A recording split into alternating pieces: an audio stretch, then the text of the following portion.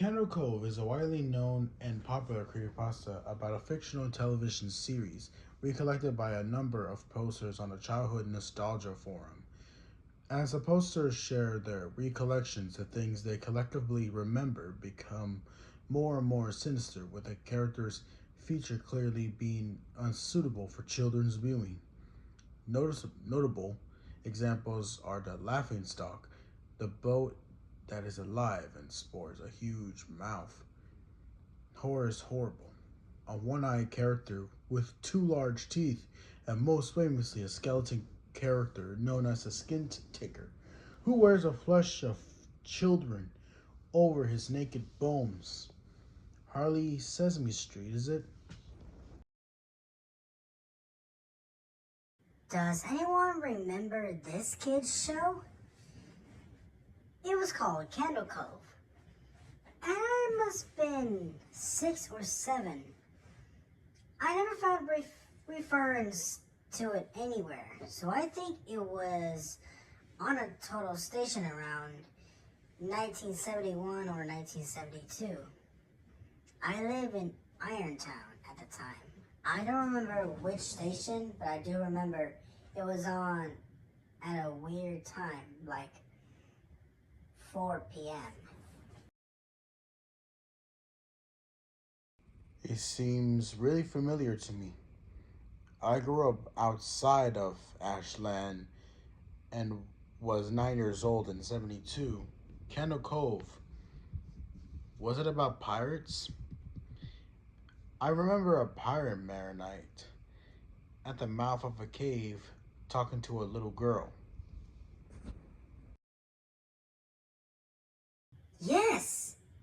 Okay, I'm not crazy. I remember Pirate Percy. I was always kind of scared of him. He looked like he was built from parts of other dolls. Real low budget. His head was an old porcelain baby doll. Looked like an antique that didn't belong on a body. I don't remember what station this was. I don't think it was WTSF though. Sorry to reassure it. This old thread, but I knew exactly what show you mean, Skyshold. I think Candle Cove ran for only a couple of months in 71, not 72. I was 12, and I watched it a few times with my brother. It was a Channel 58. Weather station, that was. My mom would let me switch it after the news. Let me see what I remember. It took place in Candle Cove, and it was about a little girl who imagined herself to be friends with pirates. The pirate ship called the Laughingstock, and Pirate Percy wasn't a very good pirate because he got scared too easily. And there was a catalog music constantly playing. I don't remember the girl's name. Janice or Jade or something. I think it was Janice. Thank you, Jared. Memories flooded back when you mentioned the Laughingstock and Channel 58. I remember the bow of the ship was a wooden smiling face with a lower jaw submerged. It looked like it was swallowing the sea, and it had an awful Edwin voice and laugh. I especially remember how jarring it was when they switched from the wooden and plastic model to a foreign puppet version of a head that talked.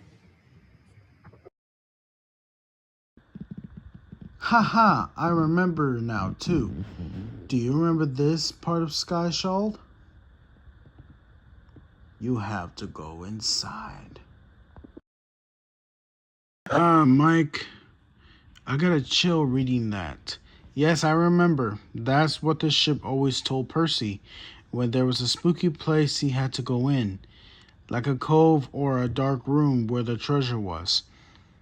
And the camera would push in on the laughingstock's face with each pause, You have to go inside. With his two eyes ask you, and that floppy form jaw and the fishing line that open and close it. It's just so creepy and awful. You guys remember the villain? He had a face that was just a handlebar, a mustache above, really tall, narrow teeth. I honestly thought the villain was Pirate Percy. I was about 5 when this show was on. Nightmare Fuel. That wasn't a villain. The puppet with the mustache, that was the villain's sidekick. Horace Horrible. He had a monocle too, but it was on the top of the mustache. I used to think that meant he had only one eye. But yeah, the villain was another Mariani, the Skin Taker. I can't believe what they let us watch back then. Jesus Christ, the Skin Taker. What kind of a kid's show we were watching? I seriously couldn't look at the screen when the Skin Taker showed up. He's just descend out of nowhere on his strings. Just a dirty skeleton wearing that brown top hat and cape. And his glass eye that were too big for his skull. Christ almighty.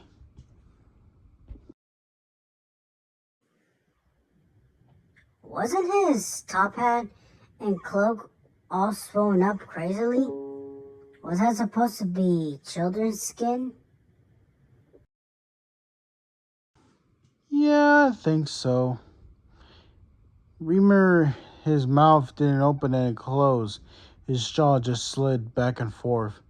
I remember this little girl said, "Why does your mouth move like that?" And the skin taker didn't look at the girl but at the camera and said to grind your skin.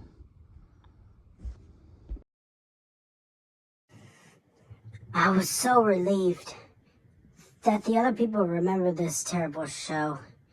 I used to have this awful memory, a bad dream.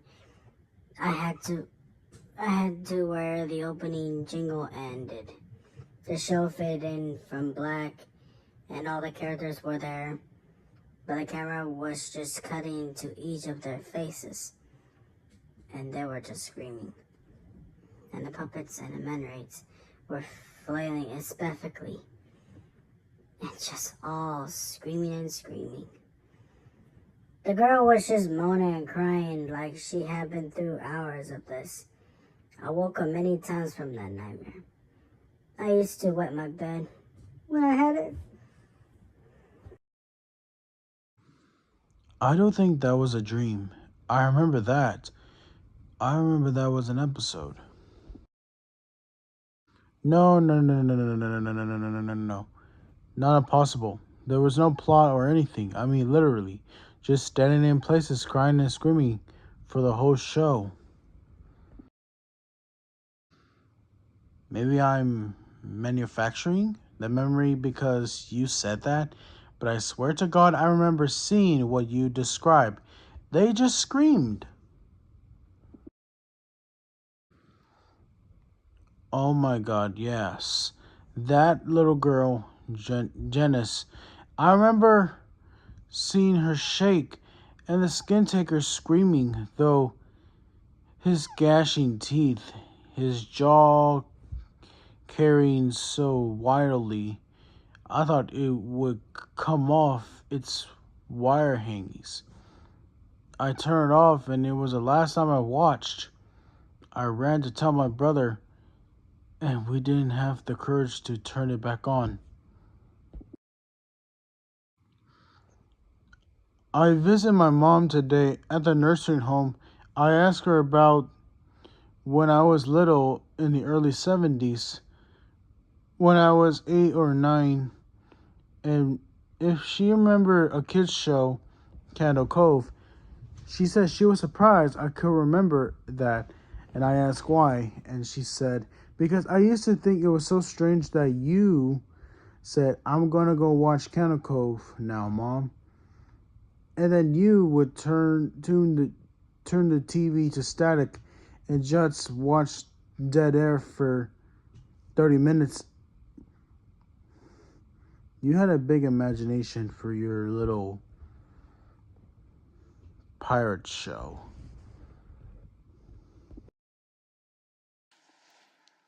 Unlike most creepypastas that by their very natures evolve out of their conturbations of numerous posters who over time sculpt and shapes the narrative into its present form, adding, removing, and altering details until a collective version of the story or character is formed.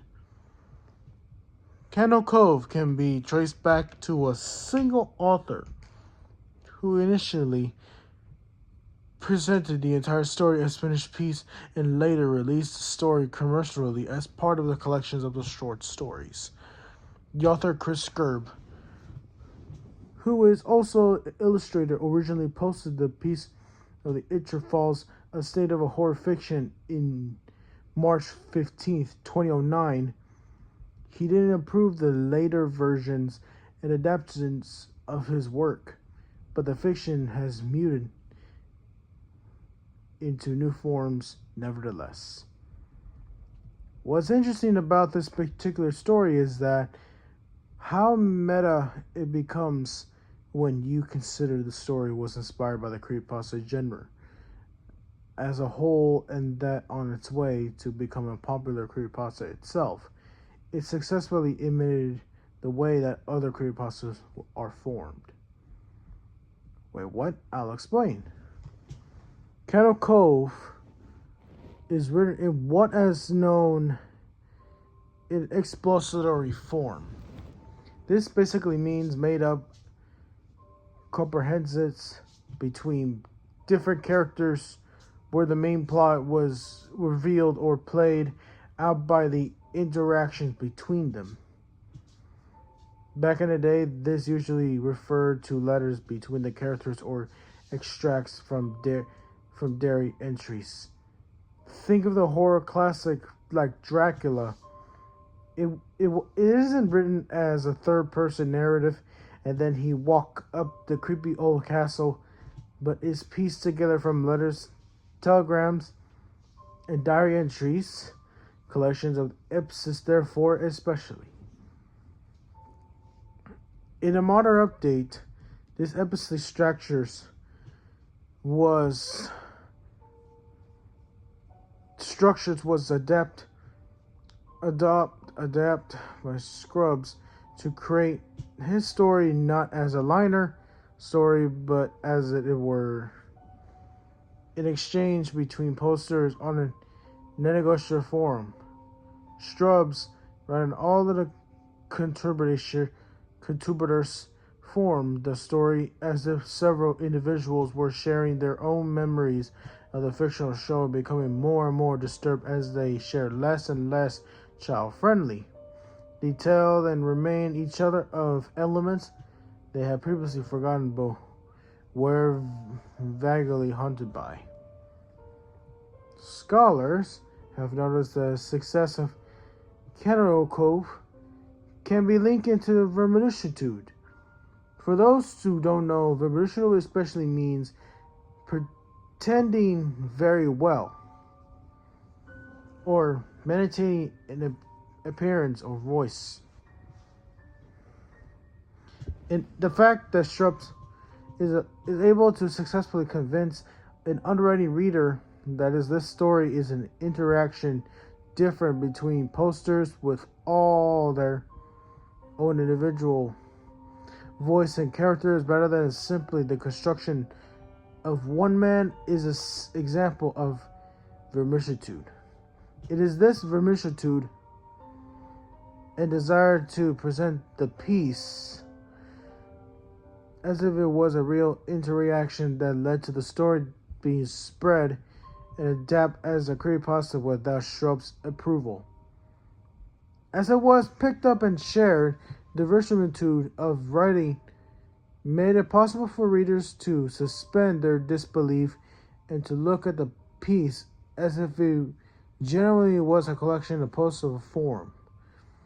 This then led to the evolution of the narrative as others began posting their own clearly fictional recollections of the show and the characters adapting and extending the existing details. What's interesting was that as the story was then spread onto other forums, where it adopted new and unimproved shapes that maintained the verisitude being presented on numerous forms as if it was a real show. The original story was posted on to creepypasta.com in June of 2009. Within a month, it was possible to find YouTube videos discussing the show, and by the close of a year, 4chan and Reddit, as well as forums dedicated to horror and TV, such as TV Forum. .co.uk, featured discussions between posters about the fictional show, with some contributors sharing their supposed memories.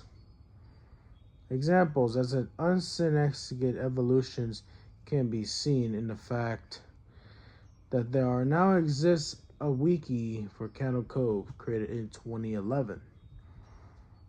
That lists the episode and describes the content for those episodes for the fictional show. There was even an analysis of a novel, The Knickerbocker's Tale, a short story written in 1767, and upon which the series is supposedly based, which within the wikis that presented it as if it was actually existed, and an inspiration for a series that also didn't exist. The strange meta-evolution of the story comes full circle when Cove was selected as one of the stories to be used in a Sci-Fi Channel Zero series, meaning that in the end of a fictional show will be developed as a part of the actual show, and one not aimed at youngsters. Shrubs was cited in article on a satirical humor state of the Onion being part of the inspiration for Cove. The article was about a man who still experienced nightmare about the show he watched on a public access television as a child. While he is protective of his copyright and ownership of the idea, Shrubs was also acknowledged that the adoptions of his work by others, and it was subsequent morphing and alteration and is inevitable, and has described the process of flattering, clarifying that the organic group ownership serves the mythos way more than me being intelligent dick about it. Well put, sir. Well put.